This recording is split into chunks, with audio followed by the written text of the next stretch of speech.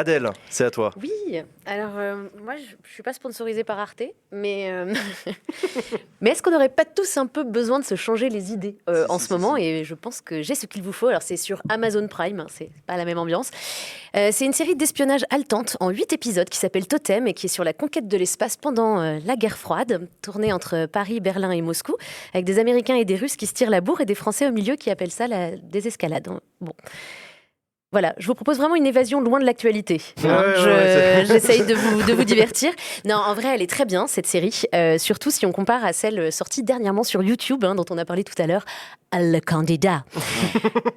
Déjà, c'est un thriller, donc niveau intrigue, c'est un petit peu plus fort que le président souhaiterait-il être appelé Monsieur le Candidat? Quand même à peu près ce niveau-là.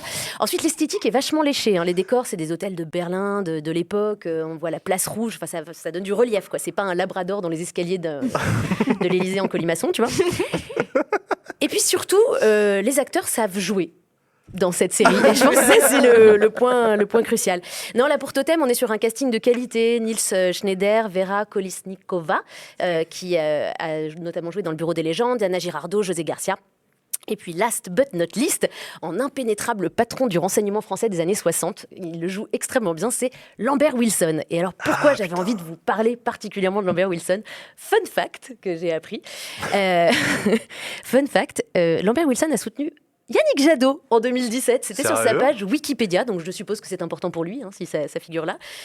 Et c'est là qu'on sent que Lambert, comme son personnage d'espion, il a du flair. Tu vois, il a le flair d'avoir choisi d'être acteur et pas politologue. Et ça c'est pas mal.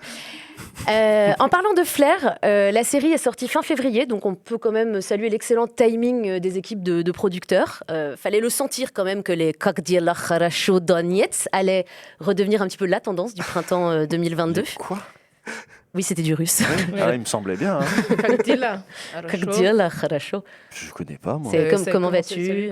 Ah, d'accord. Ça va. Je connais pas la base de. non, je parle pas russe. Pourtant, t'es communiste. C'est bizarre, c'est Tovarish. Tu connais au moins Tovarish quand même. Les pro-russes aujourd'hui, surtout les gens de droite, les groupes d'amitié franco-russes, machin, là, on n'est pas dedans.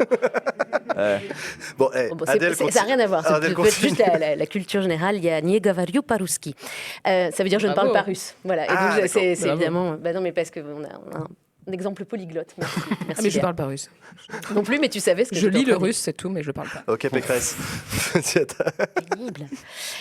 Bref, je disais donc que c'était pas évident qu'on sache que la Russie allait revenir sur le devant de la scène. Macron lui-même l'avait pas vu revenir, parce que quand il revient de son rendez-vous au Kremlin, lui, il est convaincu quand même. Il nous dit que ça va désescalader.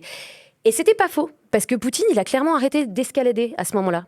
Il a stoppé l'ascension, il s'est juste fait déposer en hélico au sommet de la montagne de la violence. C'était beaucoup plus simple. Donc cette série tombe à pic si on veut redécouvrir la France des années 60, une époque qui donne envie de dire c'était mieux avant. Parce que clairement, c'était mieux avant quand les bureaux de l'administration française étaient designés par Le Corbusier et pas, des plateaux en mélaminé dégueu de chez France Bureau avec des chewing-gums collés en dessous. Les voitures aussi, elles étaient mieux, tu vois, les lignes, elles étaient intemporelles, c'était les DS, les Simca, enfin, tu vois, elles étaient faites pour durer. Et les collectionneurs d'aujourd'hui, ils le savent encore. Parce que moi, je ne crois pas qu'en 2050, il y aura des rassemblements de collectionneurs de Clio ou d'Espace, tu vois. Bref, et c'était mieux aussi quand c'était la guerre qui consistait juste à qui enverrait sa plus grosse fusée en premier dans l'espace. Et qu'elle ait une forme phallique ou pas. Parce que, information de cette semaine, je ne sais pas si vous l'avez loupé, mais il y a une entreprise allemande, merci pour les images, la régie, une entreprise allemande qui a proposé de créer des fusées en forme de sexe de femme, parce que les fusées habituelles ressemblaient trop à des pénis. Ah putain. Voilà, ah ouais. Je pense qu'en effet, ce dont l'Allemagne avait besoin cette semaine, c'était pas du gaz, mais c'était d'un vaisseau vulve, apparemment. Oh putain. Bon, énorme pet de fouf. Ah, je ne pensais pas qu'on pouvait aller jusque-là, mais merci. Allons-y, écoute, qu'elle se tienne. Bref, donc là, on parle de femmes, mais justement, les années 60, c'était pas la panacée non plus, et c'est d'ailleurs assez bien retranscrit dans la série. Les droits bancaires étaient conditionnés à l'autorisation du mari, l'avortement était interdit, et c'était la mode des collants chers. Donc clairement, c'était pas fait pour nous.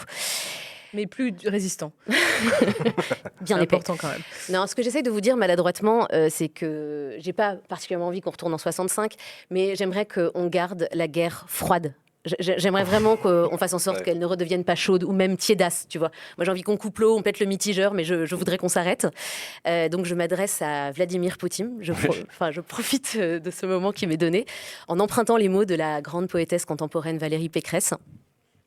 Vladimir, сейчас stop. Voilà, Vladimir, maintenant, Ça c'est suffit. stop. Ouais.